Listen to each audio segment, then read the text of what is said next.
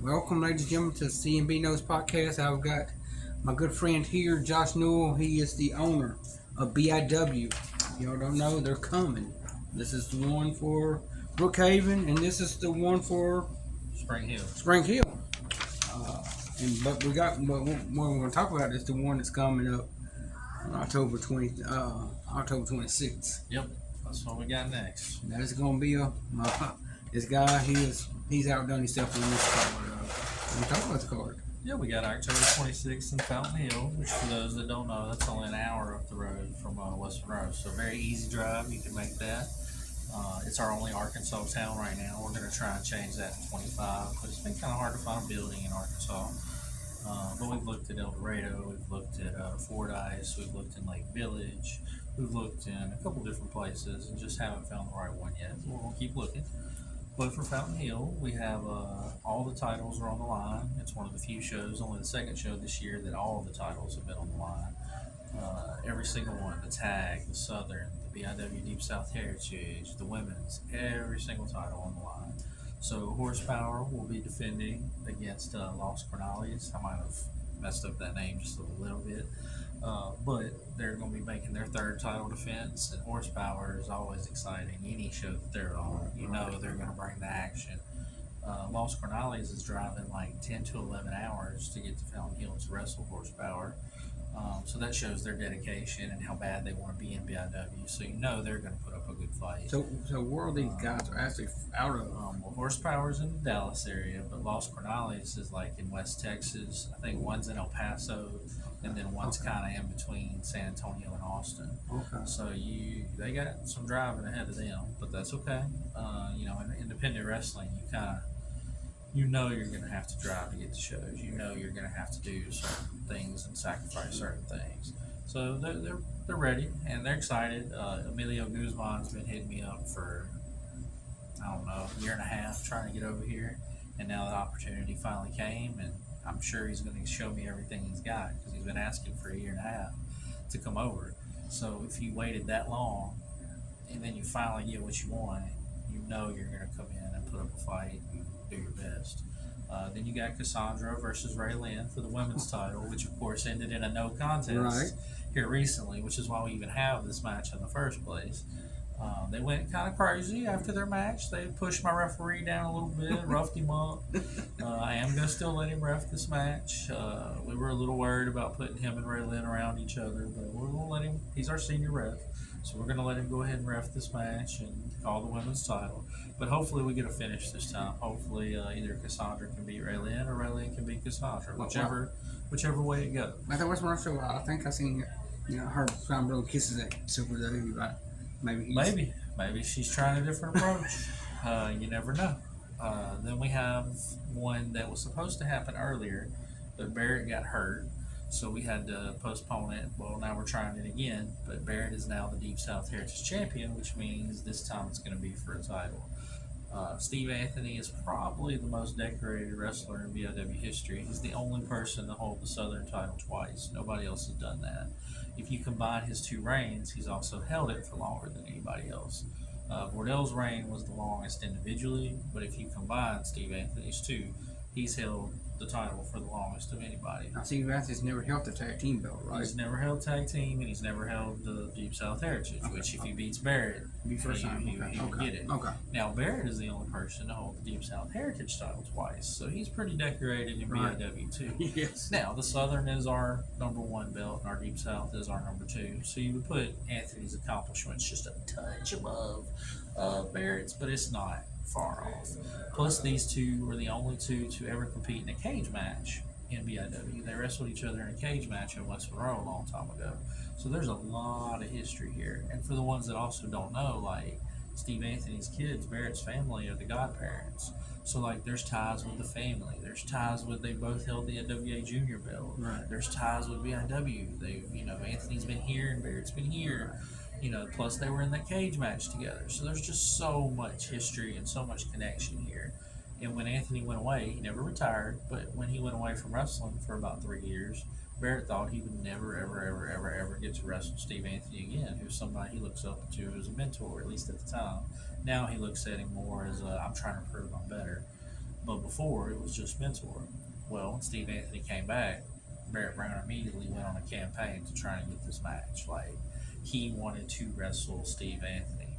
And then when he got hurt the week before last time, it really put him in a bad mental spot. You know, when you think about if you're a football player or baseball player and you know the big game against the rivals Friday night and you get hurt in practice on Tuesday and they tell you can't play in the rival game. It's not a serious injury, so like you'll be back next week.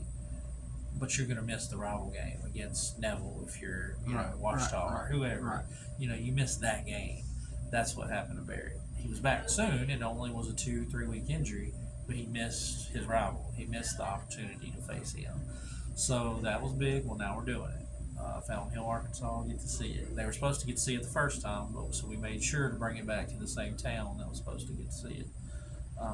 It's going to be a heck of a match. It's two of the best wrestlers in the business. In the South, I don't even know who I would put above Steve Anthony and Barrett. There might be a few that I think are equal, but I don't think there's anybody better than those two guys. If y'all don't know by now, James Storm did make an appearance at West Monroe show.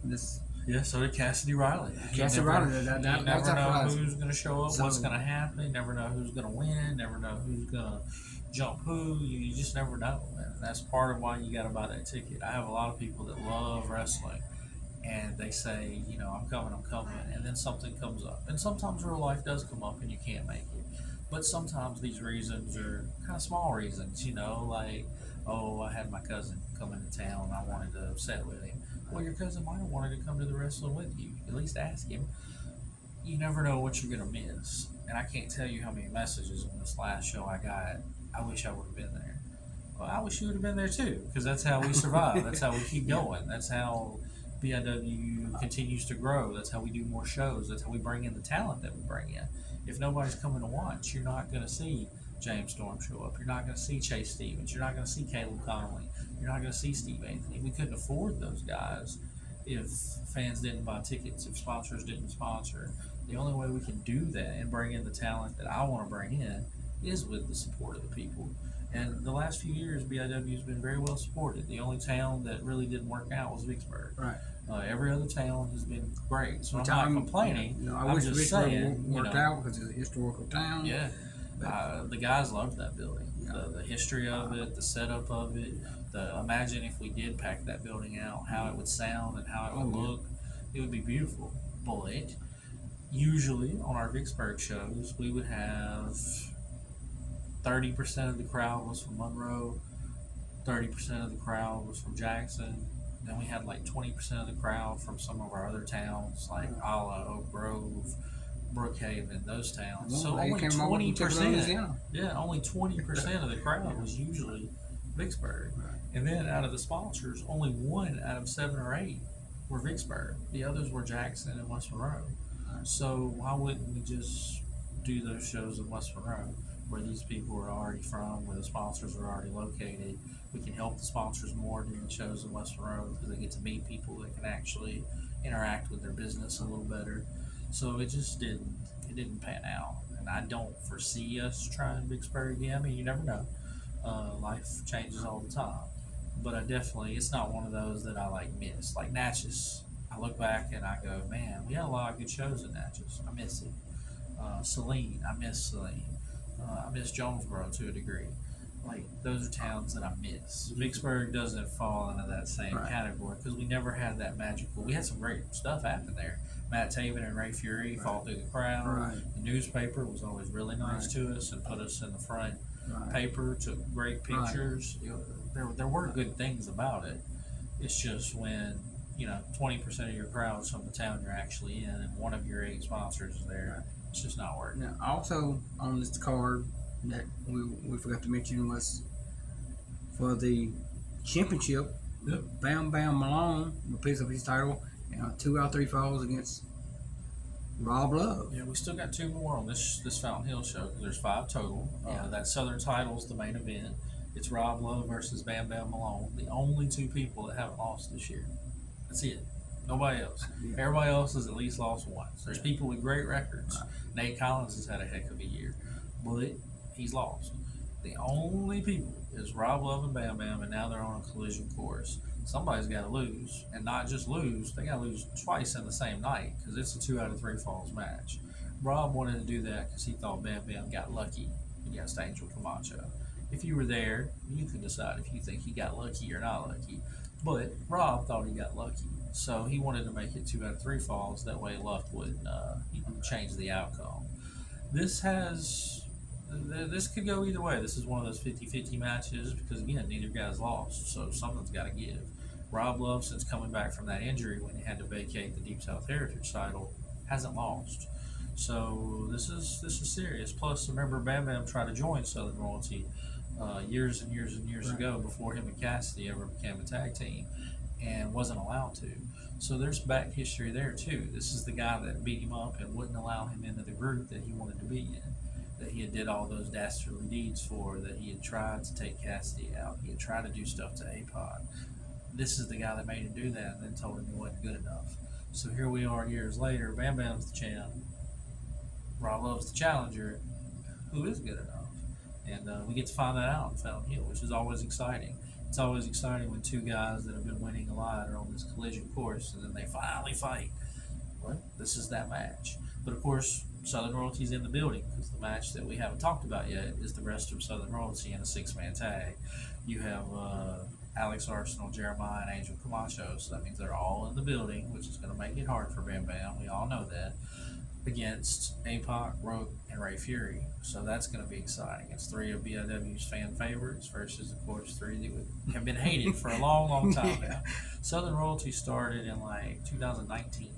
So we're talking 5 years. And now Steve Anthony started. Steve Anthony started but of course. And he's on a collision course to stop it, right? He's trying. He got through Jeremiah at the last show. I wouldn't say easily because he had the eye patch and it was rough.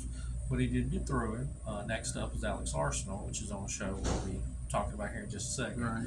But that's coming. Anthony's taking a break, though, to wrestle Barrett and have the match that didn't happen earlier in the year and somebody that, they've just kind of looked up.